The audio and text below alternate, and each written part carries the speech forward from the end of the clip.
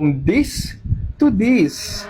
Yung araw nga pala ay tamang DIY na naman ako kasi wala kaming pasok ngayon. Mahilig talaga ako mag-DIY at ang problema, hindi ko siya nabibidyoan. Ngayon, binidyoan ko na siya kasi yung last time na nag-video ako ng pag-DIY ko maraming nanood at ang daming nag-like. Kaya eto, binidyoan ko ulit.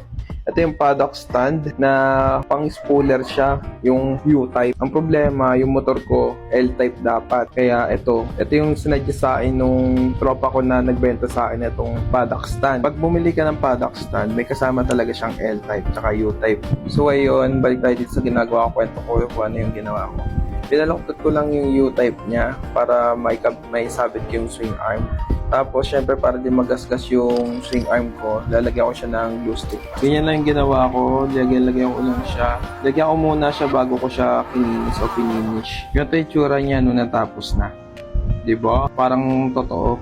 After matuyo, dito kinabit ko na siya sa paddock. Ito yung finished product niya at ikakabit ko na siya.